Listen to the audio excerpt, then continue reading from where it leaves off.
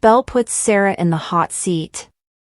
Kate arrived in Philip's room as he dressed for court and began criticizing his choice of attire. Philip told Kate about his lawyer's resignation but assured Kate that his new lawyer had it in the bag. After he told Kate the lawyer in question was Belle, Philip assumed she disapproved. Kate clarified that she found it fascinating that Philip had his exes working for him and sarcastically asked if Chloe would be next. Philip defended his choice by saying that he had little time to find a replacement. Philip also admitted that he'd asked Kate over because he wanted her to testify as a character witness for him. Kate scoffed and declared it wouldn't be a good idea. Philip was flabbergasted and insisted that Kate could make his case since she knew about his prior mental illness. Kate reminded Philip that Vivian was still a thorn in their side and that the convict could decide to bust them at any time. Philip balked at the suggestion, but Kate remained unmoved. Kate lamented how hard it had been to lie to Roman about the letter. She warned Philip to be prepared since Alex's claim to the fortune had also been based on a forged letter. Philip promised he would be vigilant. Kate affirmed that while she would always support Philip, she wouldn't perjure herself for him. At the Brady pub, Roman greeted Sean with a hug. Roman had assumed Sean would have already left town, but Sean updated his uncle on his plans to stay in Salem. He showed Roman his police badge. Roman congratulated Sean and expressed how nice it had been to see Sean and Belle again. Sean then had to break the news to Roman that Belle and he were divorcing, and Sean assumed that Belle had already left town. Love General Hospital, B&B, Days, or other soaps? Join the conversation on our SC boards. Click here to connect with fans and dive into discussions now. Roman joined Sean at a table and told him how sorry he was about the divorce. He related to Sean how he'd felt when Marlena and he had divorced and she reunited with John. Roman reminded Sean that things had worked out for both Marlena and himself, as he was happily married to Kate. Roman conveyed his belief that Sean was on a similar journey and that his nephew would find his way as well. Later, Kate met with Roman at the pub. The couple filled each other in on Belle and Sean's respective decisions to stay in Salem. Kate hoped to be rid of Belle once Philip's case ended. The conversation was interrupted by a phone call for Roman. When he answered, he indicated that the call had come from the prison.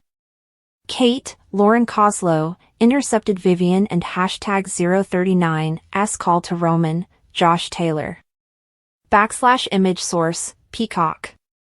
Kate, Lauren Koslow, intercepted Vivian's call to Roman, Josh Taylor. \image source, Peacock.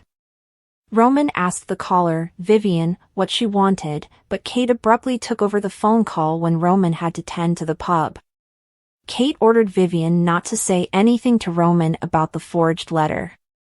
Vivian apparently signaled her intention because Kate responded that if Vivian exposed Kate, Vivian would also be hurting Philip. At John and Marlena's place, Brady brought Belle a sealed envelope that had been left by a messenger. Belle informed Brady that the documents were her divorce papers. She sighed and wondered when she would even see Sean again. Brady expressed his regret about the divorce and stated he was sorry that he hadn't gotten a chance to speak with Sean. Belle said that Sean had returned overseas to be with his dad. Brady inquired if Belle would be staying in Salem longer than Sean. She claimed her stay would be open-ended since she had taken Philip's case against Xander. Belle filled Brady in on the sudden departure of Philip's previous lawyer, and Brady agreed that the development had been convenient. Belle affirmed that she didn't want that SOB Xander to get away with another underhanded tactic. She desired Brady's help in stopping him and asked Brady if he would testify against Xander. Belle reminded Brady of the conversation in which he had confided that Xander had attempted to maim and kill him. Brady refused to testify and gave his reasons why. For one, Xander had apologized to him, and he could understand why Xander had gone after him at the time. In addition, Brady worked for Xander.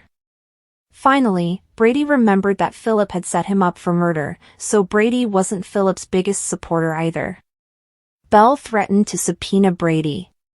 He countered that Belle would never be able to prove Xander's intentions with either the bat incident or the incident where Xander had been in Brady's room. Brady flatly told his sister to find another way to win the case. Later, Belle encountered Sean in Horton Town Square. They were surprised to learn that the other was remaining in Salem. Sean wished Belle well with her case, and Belle, in turn, requested Sean's assistance with Philip's lawsuit. In Sarah and Xander's bedroom, Sarah watched a restless Xander rouse from sleep. When Xander awoke, he admitted that he was worried Philip would successfully take everything from him. Sarah wondered what had happened to Xander's positive attitude, and he confessed that it had been a facade. He had spent the night thinking about everything that could go wrong and worried about Philip bringing up his past. Sarah reminded Xander that Philip's past was just as problematic, and she doubted Philip's lawyer would bring it up. Xander said his plan to leave Philip without a lawyer had backfired. He fretted that the new lawyer could force Xander and Sarah to admit that he'd held a gun on Philip.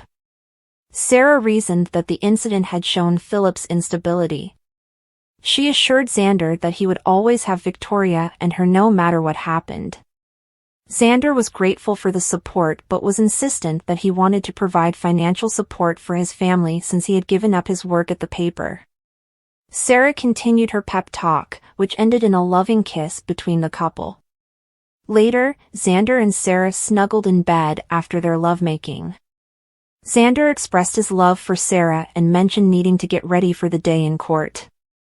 Sarah urged him to stay in bed so she could distract him, and he gladly complied. Downstairs at the Kiriakis' mansion, Maggie walked into the main room to pour herself some coffee and was greeted by Justin. He apologized in advance for the favor he was about to ask. Justin wanted Maggie to testify in court on Xander's behalf. Maggie challenged Justin on why he needed her testimony since Victor's will had seemingly settled the matter. Justin reminded Maggie that Philip had a letter that refuted the will. Plus, Philip benefited from Stephanie's PR campaign, which successfully swayed the public to believe that Philip was a poor little rich boy deprived of his birthright.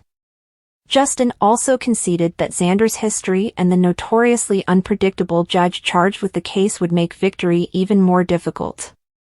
He believed Xander needed a character witness. Maggie insisted that she didn't want to get in the middle of a family matter. A frustrated Justin reiterated that Maggie was the head of the family, so her statement would carry a great deal of weight with the judge. He couldn't understand why Maggie seemed unwilling to help Xander when she had been such a strong supporter of him in the past. Maggie explained that while she loved Xander, she wanted to support Philip as Victor's son, too. She believed the battle for Titan was a legal issue and didn't want to tip the scales in either direction. As Justin joked that Maggie would be neutral like Switzerland, a formally dressed Xander came downstairs and overheard the comment. Xander asked Maggie if the comment meant she wouldn't take sides. Maggie admitted she wouldn't and apologized to Xander. He assured her she had nothing to be sorry for after everything she had done for him. He was confident that he wouldn't even need Maggie's testimony, as Sarah had helped him realize that he had a strong case. Sarah joined Xander downstairs and linked arms with her husband. Maggie was happy to see that Sarah no longer needed to use her cane. The group expressed hope and optimism for the day ahead. Later, Maggie stopped by John and Marlena's place to check in on Brady. The duo shared a warm hug and talked about the impending lawsuit. When Brady revealed that he had rebuffed Belle's attempt to get him involved, Maggie acknowledged that it would be best if they both steered clear of it. As she sat down with Brady, Maggie asked him about his recovery. He said that even though the road had been hard, he had managed to stay on the wagon. Brady turned the conversation to Sarah and asked how her recovery was going. Maggie beamed and confirmed that Sarah was literally making great strides. Brady was relieved and happy for both Sarah and Maggie. At the courthouse, Justin, Sarah, and Xander arrived in the judge's chambers. When Justin and Sarah temporarily stepped out, Philip entered the chambers. Xander approached him and suggested he drop the lawsuit for Maggie's sake since she had been through so much during the past year. Philip brushed off the suggestion and goaded Xander about his rocky relationship with Victor. He snidely offered that if Xander needed a job after Titan was taken from him, then Xander could always return to trimming the hedges at the mansion. The comment enraged Xander, who started to call Philip a son of a. Philip sneered and supplied the punchline, son of a Karakis. The brothers backed off when Belle came into the chambers. She took Philip aside and informed him that Brady had refused to testify. Belle pondered if someone else could confirm Xander's attempts to harm Brady. Just then, Sarah walked inside, and Belle looked at her contemplatively. Justin and the judge also entered the chambers, and the latter began the proceedings. Belle submitted the letter purportedly from Victor as evidence, and then she surprised the onlookers by calling Sean to the stand. Sean testified about growing up with Philip and witnessed Victor grooming Philip to take over Titan. He also referred to Xander as the black sheep of the family. Sean acknowledged that his relationship with Philip had been contentious, but he believed he should tell the truth about Victor's wishes. When Justin questioned Sean, the lawyer got Sean to admit that letters and opinions should not supersede Victor's will. When the judge asked Belle if she wanted to call any more witnesses, she indicated that she was done for now. Justin began his case by submitting the contents of Victor's will. When he tried to submit a letter of support from Alex, the judge refused to admit the letter into evidence on the grounds that Alex was not present in court and could not be cross-examined. A rebuffed Justin then called his next witness, Sarah. Once she took her place beside the judge, Sarah answered questions about both Xander and Philip's relationships with Victor. She claimed that although Victor and Xander had a tumultuous bond, Xander had always loved and respected his father. Sarah also took a shot at Philip for having been absent throughout most of Victor's last years. She brought up a time when Philip had been in charge of Titan and had gotten mixed up with the mob because of gambling debts. She relayed that Victor had been very disappointed in Philip and his perceived recklessness with the company. When Belle started her cross-examination, she quickly got Sarah to clarify that Victor had still retained Philip as head of Titan even after the scandal.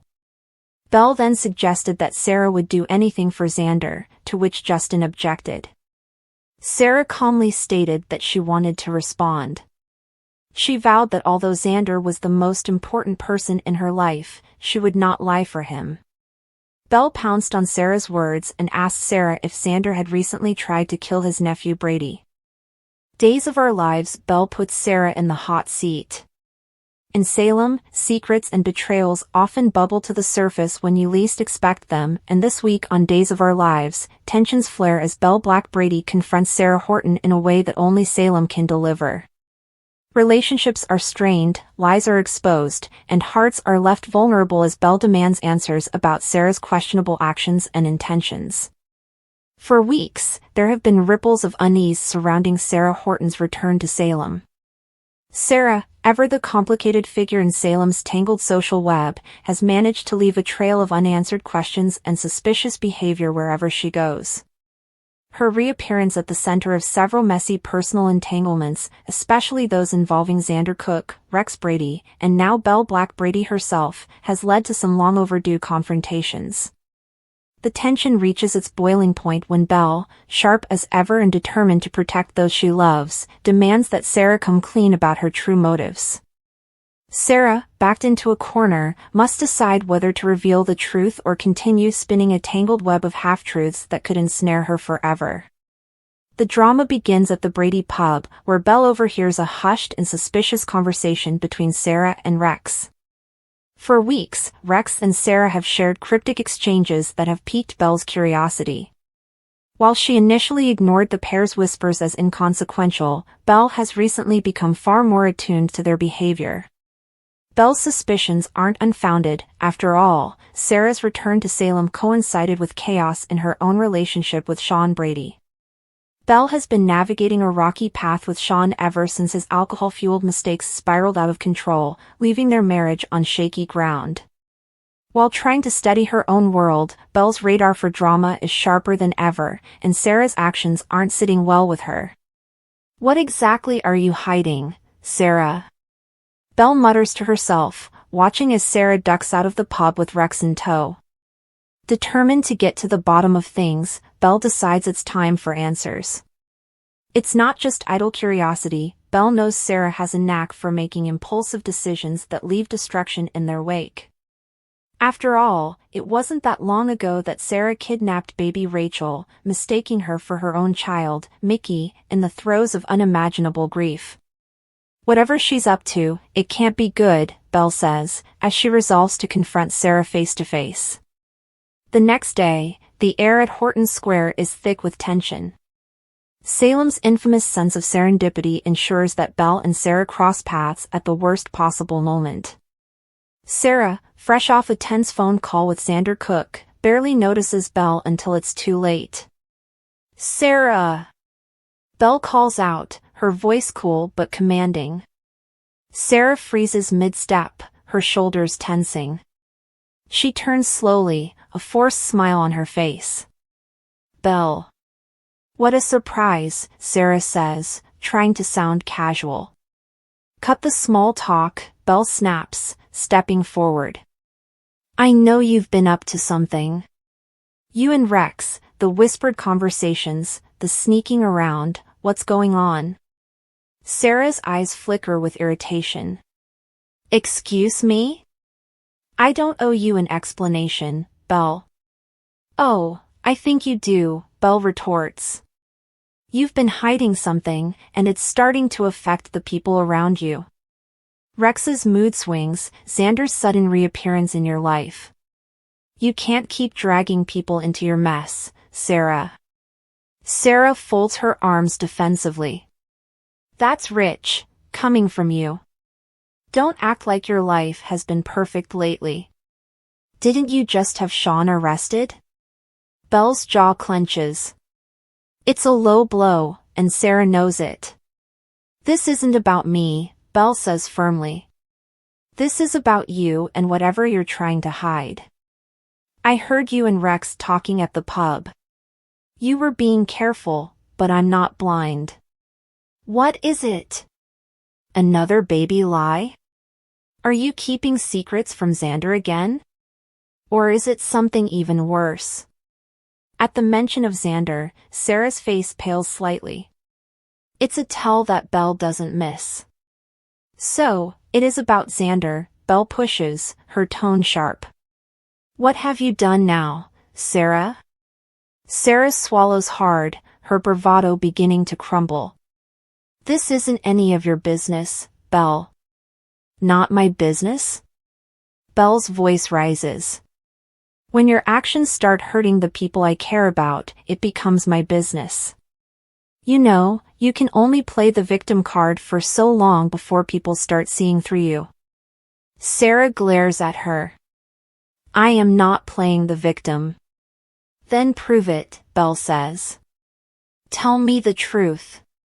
Sarah exhales shakily, her walls finally breaking under Belle's relentless pressure. The two women stare at each other for a long beat before Sarah finally looks away. "Fine," Sarah mutters. "You want to know the truth? I'll tell you." Belle waits, her arms crossed, not letting Sarah off the hook. "I'm pregnant," Sarah blurts out, her voice barely above a whisper. Belle's eyes widen in shock. "What?" "You heard me," Sarah snaps. "I'm pregnant, and Xander's the father." Belle's mind reels. Of all the possibilities she'd considered, this wasn't one of them. "Xander?" Belle echoes incredulously. "But you left him. You said you couldn't trust him after everything he did." "How? When did this happen?" Sarah looks away, shame flickering across her face. "It was a mistake. One night. I was confused, and he said all the right things. I thought I was over him, but I guess I wasn't." Belle shakes her head. "So why haven't you told him?" Or anyone, for that matter. Because it's complicated. Sarah snaps. Xander and we're toxic together. I don't want him in my life again, but now there's a baby involved, Belle finishes for her, her voice softening slightly. Sarah nods, her eyes shimmering with unshed tears. I don't know what to do, Belle. I'm scared. Belle studies her for a moment, her earlier anger fading into something closer to compassion. As much as Sarah frustrates her, Belle can't help but see the vulnerable woman standing before her. You need to tell Xander the truth, Belle says firmly. Keeping this secret isn't fair to him or to you. The longer you wait, the worse it's going to get. Sarah shakes her head. You don't understand. No, you don't understand, Belle interrupts. Secrets like this don't stay buried in Salem for long. Trust me. If you don't tell Xander, someone else will, and the fallout will be even worse. Do you really want to go down that road again? Sarah is silent for a long moment, tears slipping down her cheeks. Finally, she nods. You're right, she says softly. I'll tell him. Soon. Belle places a hand on Sarah's shoulder, her voice gentler now. Good. It's the right thing to do. As Belle walks away, Sarah is left alone, the weight of her secret heavier than ever. Across town, Xander, unaware of the storm heading his way, is about to have his world turned upside down once again.